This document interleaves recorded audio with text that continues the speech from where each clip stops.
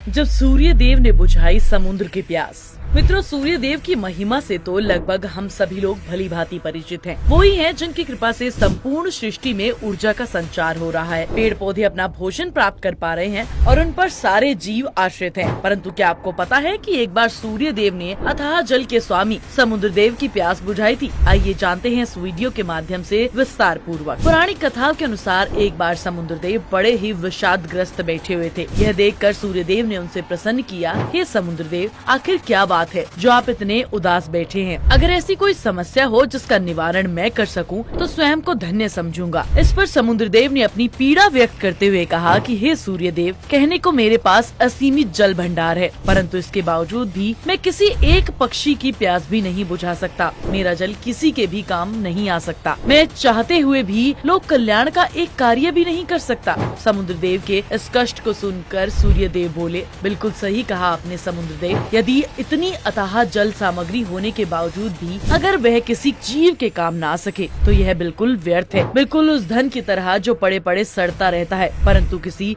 दीनहीन के काम नहीं आ सकता। इसलिए बुद्धिमान व्यक्ति उसी को माना गया है जो संपूर्ण संचित धन लोक कल्याण हेतु समर्पित कर लोक यश का भागी बने। ये सुनकर समुद्र ने कहा, परंतु मित्र, मैं संपूर्ण जल को लोक कल्याण के लिए समर्पित करना चाहता हूँ, लेकिन इस खारे पानी का उपयोग लोग कैसे करेंगे? हे मित्र, यदि आप कुछ उपाय बता सके तो आपकी अति कृपा होगी। सूर्य ने एक उपाय सुझाते हुए कहा कि मैं अपने तेज से आपकी महान जल राशि का तापमान इतना बढ़ा दूंगा कि आपका जल भाप में परिवर्तित हो जाएगा। फिर पवन देव की सहायता से वह भाप बादलों में भरकर सुदूर क्षेत्रों में फैल जाएगी और कुछ ही समय बाद संपूर्ण पृथ्वी पर वह बारिश की बूंदों के रूप में बरस जाएगी। तुरंत ही उन दोनों ने इस योजना के संबंध में पवन देव को सूचना दी। जन कल्याण की इस योजना को सुन पवन देव का हृदय भी गदगद हो उठा और उसके भागीदार बनने के लिए तुरंत राजी हो गई। योजना के अनुसार सूर्य ने अपने ताप के सहारे संपूर्ण जल को वाष्प में परिवर्तित करना शुरू कर दिया, तो वहीं पवन देव ने उस वाष्प को बादलों तक पहुंचाया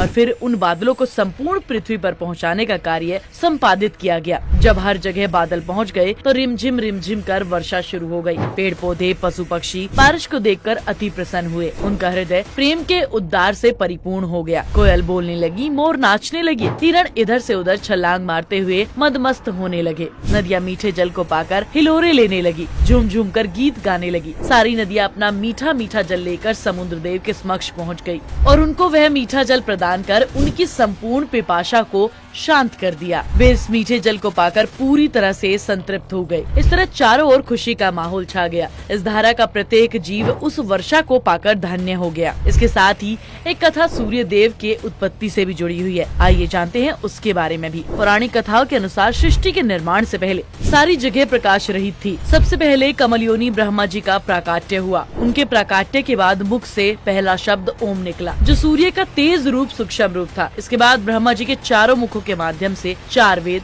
ऋग्वेद, यजुर्वेद, सामवेद और अथर्ववेद प्रकट हुए, जो कि ओम के तेज में एकाकार हो गए। ये वैदिक तेज ही आदित्य था, जो पूरे विश्व का अविनाशी कारण माना जाता है। ब्रह्मा जी की प्रार्थना के कारण ही सूर्य ने अपने महातेज को समेटते हुए स्वल्प तेज को धारण कर लिया। सृष्टि की रचना के दौरान ब्रह्मा जी के पुत्र मारीच हुए। उनके पुत्र ऋषि कश्यप का विवाह अदिति के साथ संपन्न हुआ। अदिति ने कठिन तपस्या करते हुए सूर्य भगवान को प्रसन्न किया। सूर्य देव ने अदिति की इच्छा पूर्ति के लिए सुषमा नाम की क्रीड़ा से उनके गर्भ में प्रवेश किया। गर्भावस्था के दौरान भी अदिति चंद्रायन जैसे कठिन व्रत का पालन करती थी। एक बार ऋषि राज कश्यप क्रोधित हो गए और उन्होंने अदिति से कहा कि तुम गर्भावस्था शिशु को उपवास रखकर क्यों मारना चाहती हो? इतना सुनते ही देवी अदिति ने गर्भ में पल रहे बाल को उदर के बाहर कर दिया, जो अपने दिव्य तेज से प्रज्वलित हो रहा था। ये बालक और कोई नहीं बल्कि भगवान सूर्य शिशु के रूप में गर्भ से प्रकट हुए थे। ब्रह्म पुराण में अदिति के गर्भ से जन्मे सूर्य के अंश को विवस्वान कहा गया है। रविवार का दिन सूर्य देवता की पूजा के लिए श्रेष्ठ माना जाता है। दरअसल रविवार का दिन सूर्य देवता को ही समर्पित होता है। ऐसे में जो भी भक्त इस दिन सूर्य देवता की पूजा करते हैं,